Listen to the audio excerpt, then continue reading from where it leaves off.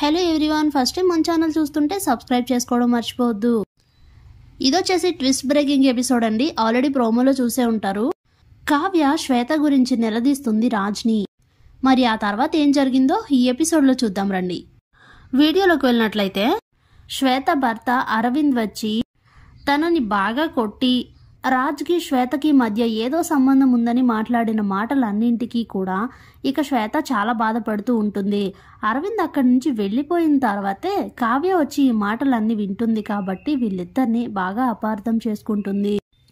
అప్పుడే రాజ్, నీ భర్త నుండి నీకు విడాకులు వచ్చిన తర్వాత నీ లైఫ్ అంతా హ్యాపీగా ఉంటుంది, ఏ ప్రాబ్లం ఉండదు శ్వేత, నీ జీవితం నాదని చెప్పాను కదా, నువ్వు చాలా హ్యాపీగా ఉంటావు, నిన్ను నేను చూసుకుంటాను, జీవితాంతం నేను నీకు తోడుగా ఉంటాను, నువ్వు బాధపడద్దు అని చెప్తే అప్పుడే శ్వేత చాలా బాధపడుతూ ఇక రాజ్ భుజంపై వాలిపోయి ఏడుస్తూ ఉంటుంది. ఇంతలో ఇవన్నీ వింటున్న కావ్య మాత్రం కుప్పకూలిపోయి చాలా చాలా బాధపడుతూ ఉంటుంది.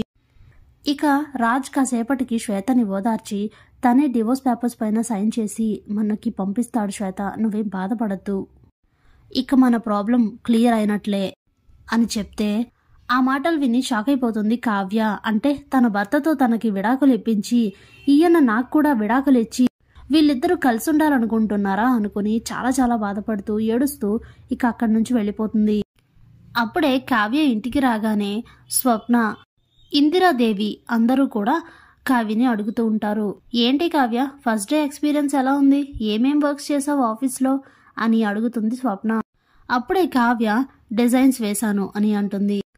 ఇంతలో స్వప్న, ఏంటి అంత డల్గా ఉన్నావు అని అడిగితే అప్పుడే ఇందిరాదేవి ఆఫీస్లో పనిచేసి అలసిపోయి వచ్చుంటుంది, అందుకే అలా ఉండుంటుందిలే, నువ్వు లోపలికి వెళ్ళమ్మా అనేసరికి ఇక కావ్య తన బెడ్రూమ్లోకి వచ్చి చాలా బాధపడుతూ ఏడుస్తూ ఉంటుంది.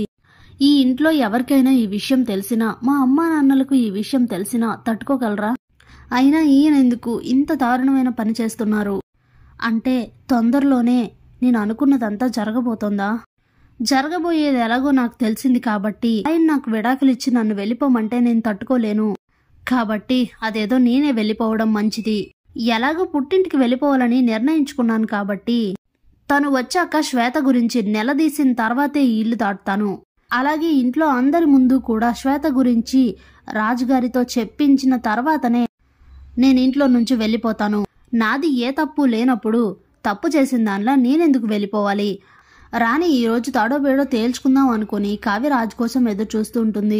రాజు కూడా చాలా చిరాగ్గానే ఇంటికి వస్తాడు. ఇక తన గదిలోకి రాగానే అప్పుడే కావ్య, ఎక్కడికి వెళ్లారు ఇంతసేపు అని అడుగుతుంది. ఆఫీస్ పని మీద బయటికి వెళ్ళాను అని రాజ్ అంటే, ఇప్పుడు టైం రాత్రి 10 అవుతోంది, ఇప్పటిదాకా ఆఫీస్ పనులు ఏముంటాయో అంతలా అని అడిగితే, కొన్ని వర్క్స్ పెండింగ్ ఉన్నాయి, వాటి కోసమే బయటికి వెళ్ళాను అని అంటే, అవునా, ఈ వర్క్ అంతా ఎక్కడ చేశారు, సాయంత్రం 4ంటికే బయటికి వెళ్ళిపోయి ఇప్పటిదాకా ఎక్కడ వర్క్ చేశారు అని అడుగుతుంది కావ్య. ఇక దీంతో చాలా చిరాకు వస్తుంది రాజ్కి. వెంటనే, నా పర్సనల్ విషయాల్లో జోక్యం చేసుకోవడానికి నువ్వెవరు అసలు, నేను ఏ పని కోసం ఎప్పుడు ఎక్కడికి వెళ్తానో నాకే తెలీదు, అలాంటిది ప్రతిదీ నీకొచ్చి చెప్పాలా అని అడిగితే, చెప్పి తీరాలి, నేను మీరు తాళి కట్టిన భార్యని, అడిగే హక్కు నాకు ఉంది, మీరు రహస్యంగా కలుసుకునే శ్వేతని కాదు నేను అని అంటుంది. ఒక్కసారిగా స్టన్ అయిపోతాడు రాజ్. శ్వేత గురించి దీనికెలా తెలిసింది అనుకుని నోట మాట పడిపోతుంది రాజ్కి. ఇక అప్పుడే కావ్య ఏడుస్తూ, ఏ మాట్లాడడం ఆపేసరే, శ్వేత గురించి నాకెలా తెలిసిందని షాక్ అయ్యారా, మీరు శ్వేతని కలిసినప్పటి నుంచి మీరు చేసేదొకటి నాకు చెప్పేదొకటి, అంతా బలపడిపోయింది మీ బంధం, ఎన్నాళ్ళ నుంచి సాగుతుందో కూడా తెలీదు, మీరు నన్ను భారీగా అంగీకరించకపోయినా ఈ రోజు కాకపోతే ఎప్పటికైనా నా భర్త నన్ను అర్థం చేసుకుంటారనుకున్నా, కానీ మీ మనసులో ఉన్న అసలు ఉద్దేశ్యం ఇదని నాకిప్పుడే కదా తెలిసింది, చివరాఖరికి తన భర్త నుండి తనకి, నా నుండి మీకు విడాకులు కూడా తీసుకొని మీ ఇద్దరూ కలిసుండాలని బానే నిర్ణయించుకున్నారు కదా అంటూ చాలా చాలా ఏడుస్తూ ఉంటుంది కావ్య.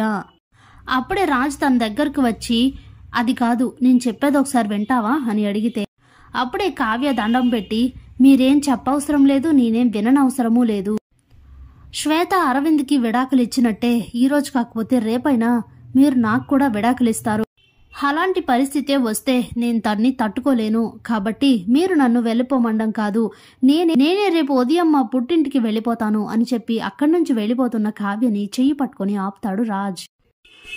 వదలండి చెయ్యి, ఇక మీరు చెప్పేది నేను వినాల్సిన అవసరం లేదు అని కావ్య అంటే, నేను చెప్పేది ఒకసారి విను కావ్య అంటూ చాలా కోపంగా అరిచేసరికి సైలెంట్ అయిపోతుంది కావ్య. కావ్యని బెడ్ పైన కూర్చోబెట్టి రాజ్ తన పక్కన కూర్చొని మాట్లాడుతూ ఉంటాడు.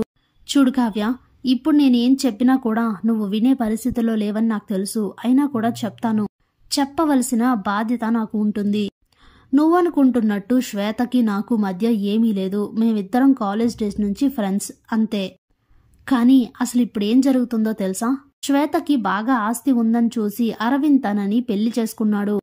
ఇప్పుడు ఆస్తి మొత్తం తన పేరున రాయించుకుని శ్వేతని వదిలించుకోవాలని చూస్తున్నాడు. అందుకే శ్వేతని తనకి ఆస్తిని రాసి ఇవ్వమని చాలా ఇబ్బందులు పెడుతున్నాడు.